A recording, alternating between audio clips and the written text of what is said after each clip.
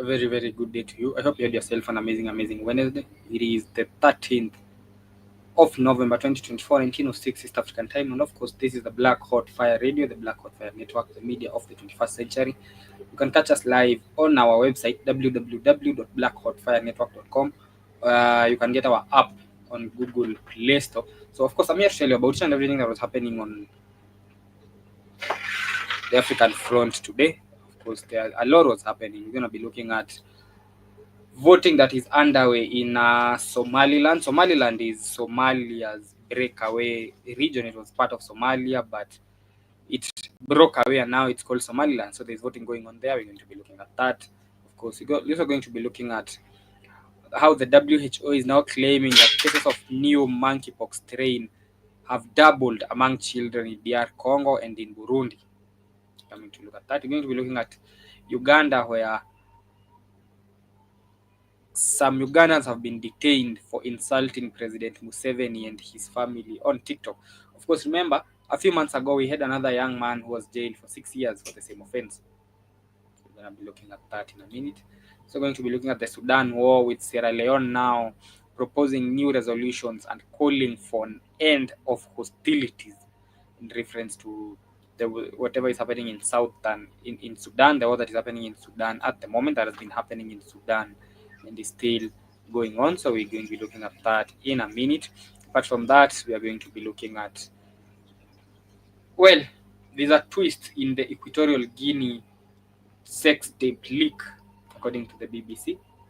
Egonga, who's the man who was involved in the leak, is apparently a nephew of President Theodore Obiang Nguema, and one of those thought to be hoping to replace him. So Obiang is the world's longest serving president, been in power since 1979. He's 82-year-old now. Looks like the sex tape reveal and how it was released was to popularize Egonga, who's his nephew, so that he can be able to have him take over power.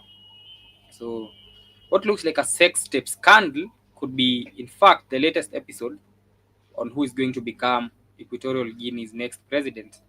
Over the past fortnight, dozens of videos, estimates from 150 to more than 400, have been leaked of a senior civil servant having sex in his office and elsewhere with different women.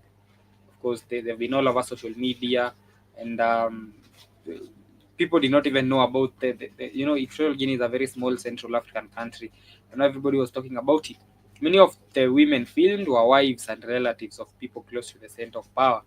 So it appears most of them were aware they were being filmed having sex with Gonga, who is also known as Bello because of his. Yeah, so they're saying that it looks like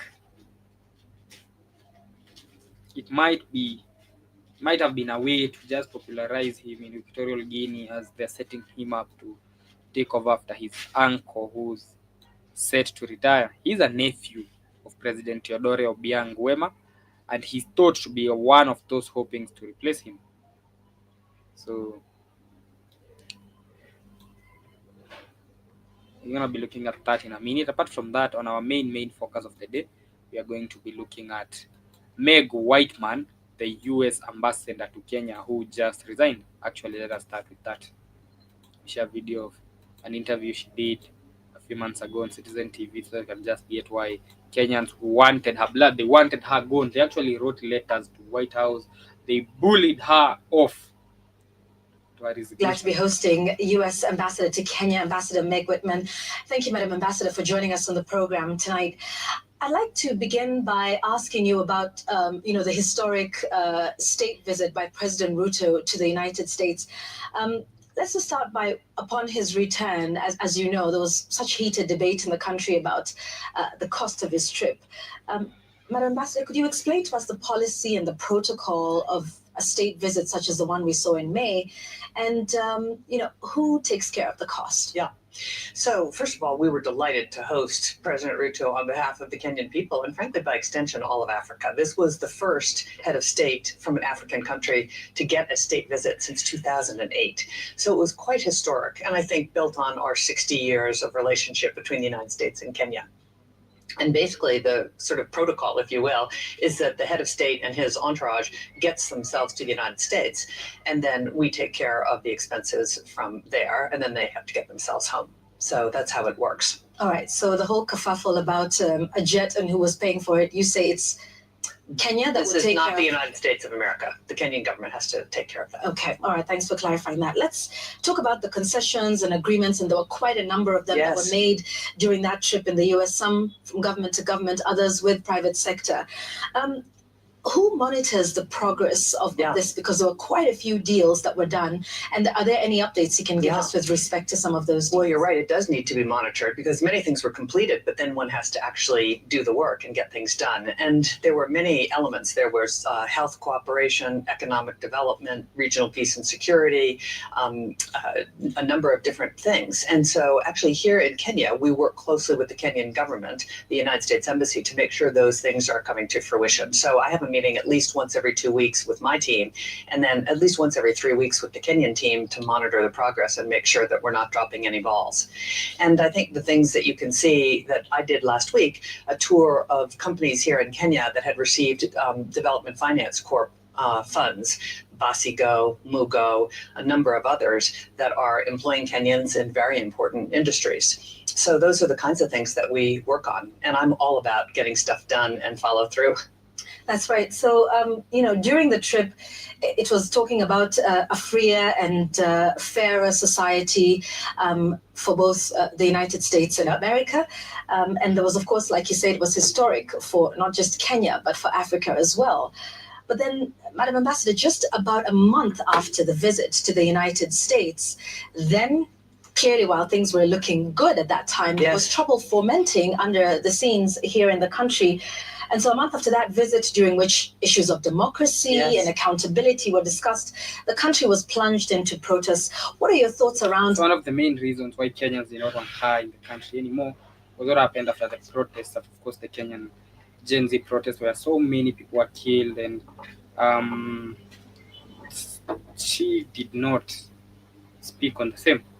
She had the power, of course, considering she is an expert, she is a diplomat, and she of course, considering the amount of power these people yield, these countries yield on Africa, her voice was needed, especially when people are being killed and shot. And of course, people expected her to say something, but she never did.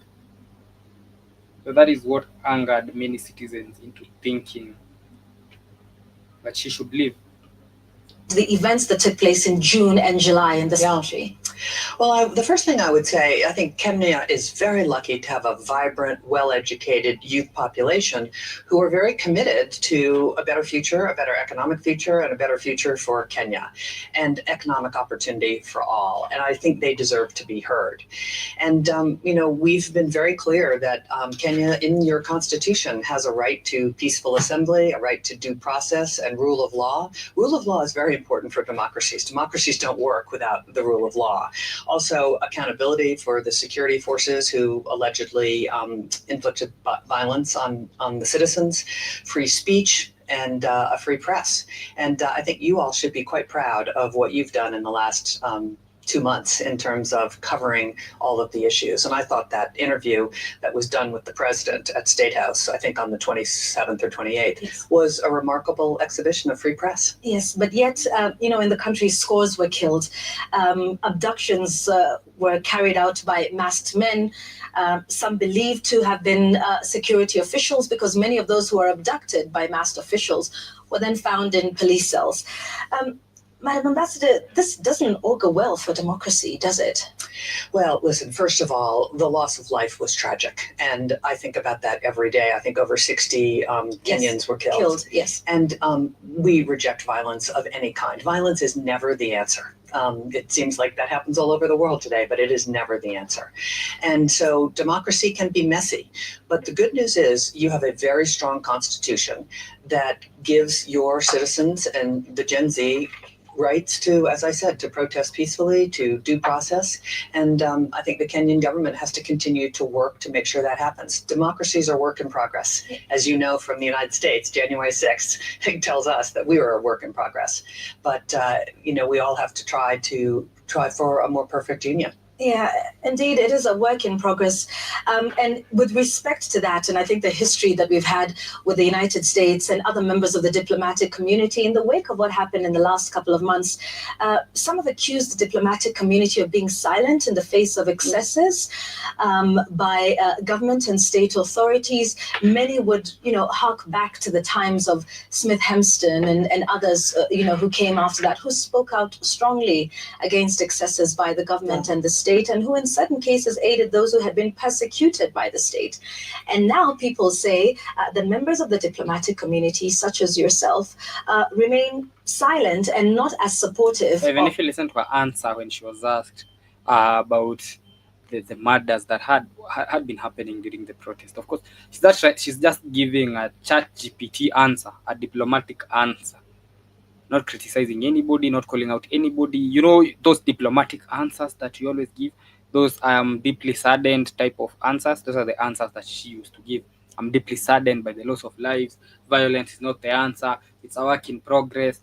I mean, what people wanted was to hear the diplomatic community calling out the wrongs that were being done at that moment. And that is one of the reasons why, of course, now everybody is angry at what has been happening in the U.S. Embassy. Of the youth who are protesting, of members of civil society. Yeah. What would your response be? So I disagree with that. We made a statement right after the June 25th protests. In fact, the heads of mission did it together. And we often do a statement together. During the elections in 2022, we did a lot of work together. I think the heads of mission are stronger together than we are alone. And then there's been 2 calls by our Secretary of State, Antony Blinken, to the president in the last month or so. Then the embassy, the U.S. Embassy, made quite a strong statement around the middle of July.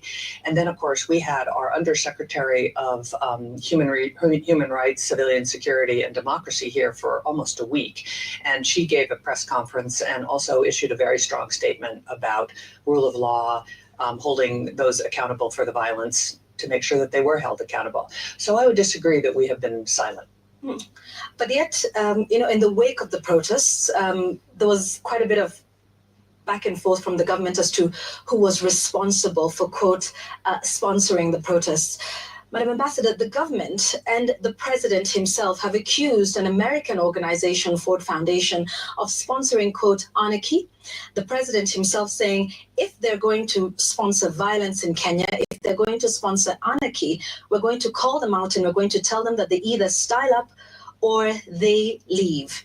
So Ford Foundation, an American organization that has had quite some work in this country for decades, standing accused of sponsoring anarchy in the country. I thought that was wrong. I absolutely thought that was wrong. The Ford Foundation has worked in this country for almost 60 years. They support many, many civil society organizations. By the way, civil society is very important to democracy, alongside youth and religious leaders and others. And I've been quite vocal on this with the government. And we also had the Ford Foundation General Counsel and a couple of others here, and they are working through this. And I think that in the end, people will agree that the Ford Foundation had nothing to do with this. Of course, they fund civil society organizations. So does USAID, right? So does the Wellcome Trust. So does the Rockefeller Foundation. So I thought it was very inappropriate for the government to go after the Ford Foundation. Okay. May I ask this question? Because you seem to have a good relationship with President William Ruto. And we've seen you talk and we've seen you have quite some rapport, since your posting here. Is this a conversation you have had with him privately? Would you tell us what it is you say to him about the events over the last few months, including those very strong allegations? Yeah, so I meet not regularly with the president, but I do talk with him and, frankly, other members of government as well. The CSs in the first round and now the CSs in the second round. And we have very straightforward conversations on a number of different issues. I'm not going to share private conversations, but I can tell you we've been very clear and very frank about the core values that actually Kenya and the United States share. You are the leading democracy probably on the continent, and we've been a democracy for 200 and some odd years, and 255 years, and it's important that we compare notes and are very frank with each other about how we see the world. And There's nothing really she was saying. She's just giving diplomatic answers, just trying to sound, you know, she was just trying to the chat GPT type of answers, the answers that the UN Secretary General gives every now and then, talking about I'm deeply saddened by the violence happening in here and here, but never really calling anyone out or giving a course of action or saying what should be done. It's always being deeply saddened by this and that. So that's the US ambassador to Kenya, Meg Whitman. She was not recalled, she resigned. So uh, she has been serving in the envoy role since 2022, and she conveyed her decision in a statement on Wednesday today, stating that she had submitted her resignation to President Joe Biden. The announcement comes just days after Donald Trump's victory in the recently held US election. And she says, "Today I announced to my team at the US Embassy that I submitted my resignation to President Biden. And it has been an honor and privilege to serve the American people through strengthening our partnership with Kenya." Furthermore, Whiteman expressed gratitude for the opportunity to serve as ambassador and reflect and say that during her time, Kenya had made strides in strengthening their U.S.-Kenya relations, especially the recent visit the president had on the to the U.S. That they're saying it was the first visit, I don't know since when, that an African leader had been invited to Washington. So that is Meg Whitman resigning. She herself is she's a billionaire. They say that she's a billionaire woman, and she's indeed a billionaire. I've just confirmed that she's a billionaire, and she had been she's a business executive and a very rich woman. She's been serving in the country since 2022 until her resignation today. She was at one point the CEO of eBay, that is from 1998 to 2008. Afterwards, she became the CEO of Hewlett Packard Enterprise from 2011 to 2015. During the company's major split, then she served as the CEO of uh, Quibi from its launch in 2018 until its closure in 2020. Then she became a member of the Republican Party. She ran for the governor of California, but was defeated by, of course, former Governor Jerry Brown in California's 2010 gubernatorial election. She was also a senior presidential campaign official for Republican Mitt Romney in both 2008 and 2012, although she supported Democrats Hillary Clinton and Joe Biden in the 2016 presidential election and the 2020 presidential election, respectively. She was once an executive at the Walt Disney Company, where she was the vice president of strategic planning throughout the 1980s. She was again an executive for DreamWorks. She's been an executive at Hasbro. She has been at eBay for 10 years, where they say that she oversaw its expansion from 30 employees and 4 million in annual revenue to more than 15,000 employees and 8 billion in annual revenue. In 2014, she was actually named 20th in Forbes list of 100 most powerful women in the world. She was cited by the New York Times as among the women most likely to become the first female president of the United States. That is in 2008. Never really materialized. She ran for the governor of California in 2010, of course, winning the Republican primary. And she is the fifth wealthiest woman in California with a net worth of 1.3 billion USD in 2010. So she's a billionaire woman, and she had been assigned to Kenya.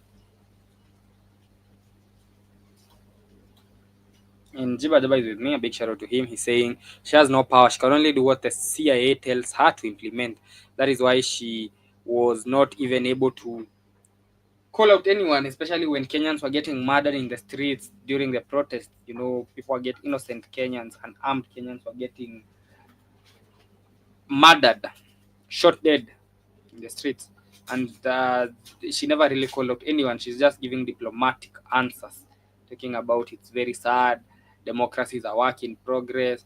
And Jiba Jaba says she split because why wait for Trump to fire you? Because Trump was going to fire her anyway, especially considering that she had been posted by Biden, and of course she supported Biden in 2020.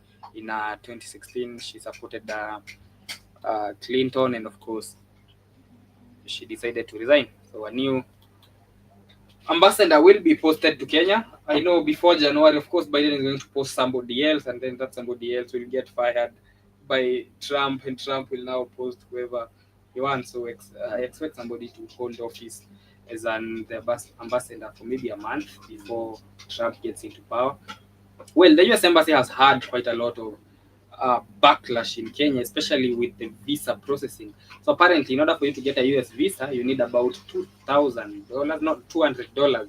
That is the standard charge. $200 is what you need in order to get a US visa.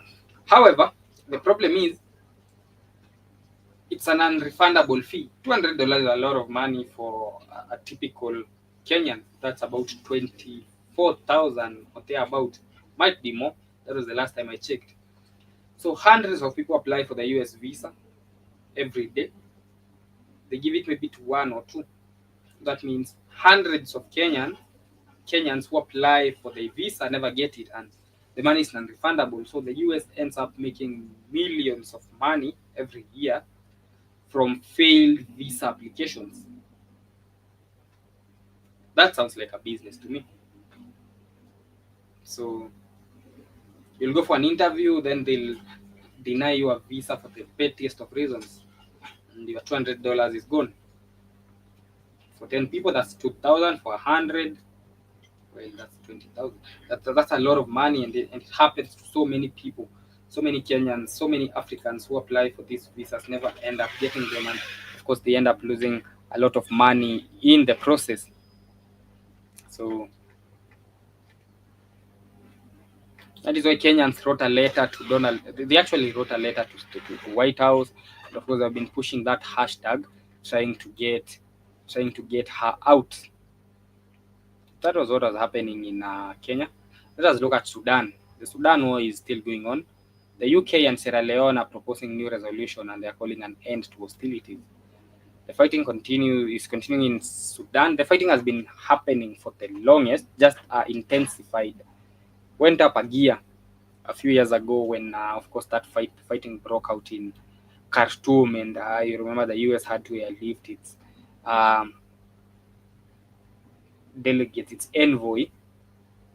So council at the moment, there's a new resolution that is calling for a ceasefire, and it is soon going to be tabled to the UN Security Council.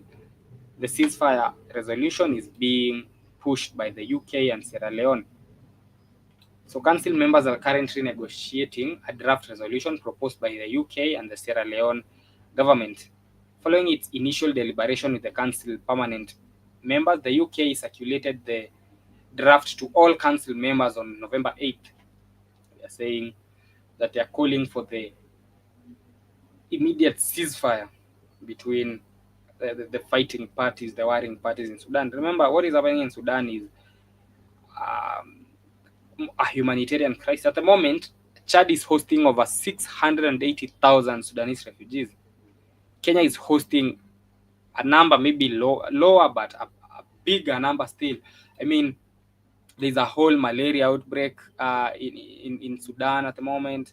There's drought happening in Sudan. There's war happening in Sudan. So a lot has been happening in Sudan, and it is for this reason that the UK and Sierra Leone are pretending, I don't know if it's really gonna work, to draft this ceasefire agreement that they're going to table on Monday. They're going to table it to the United Nations Security Council. So the Human Rights Watch on Monday, 11th November, called for an international force to protect civilians in South Sudan after the RSF killed dozens of civilians and committed widespread rapes on a rampage in eastern Sudan that happened on October 20th and 25th. And by the way, the Human Rights Watch is not the most reliable of sources, but he's not lying on this one.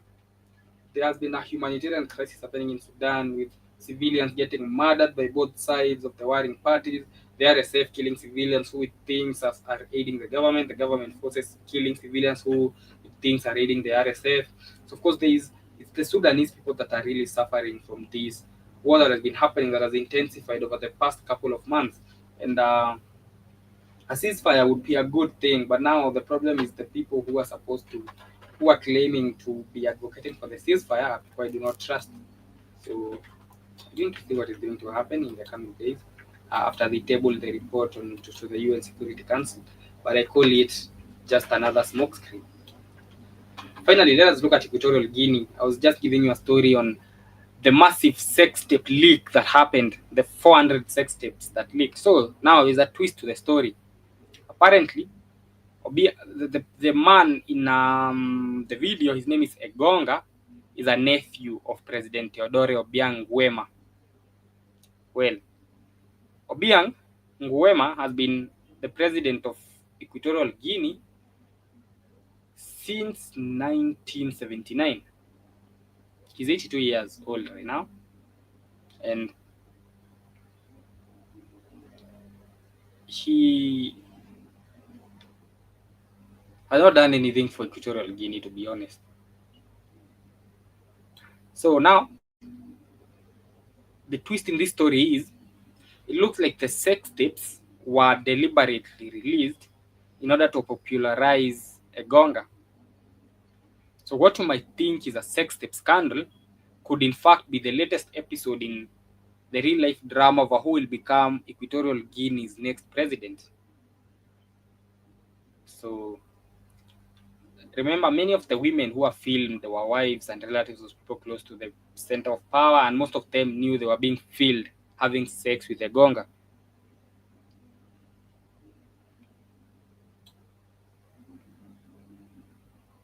So right now, it looks like there might have been there are two theories to this as to why it was leaked. One thing that is for sure is that Egonga, who's the nephew of President Teodoro Nguema, is one of those who are hoping to replace him once he resigns in a few.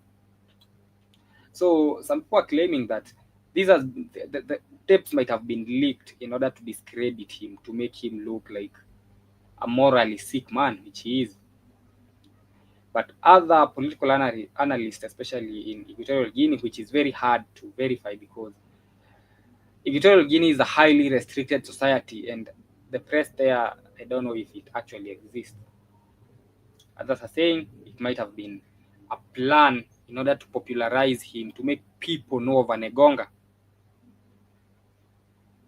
Well, Equatorial Guinea is a very small country, a country of 1.7 million people.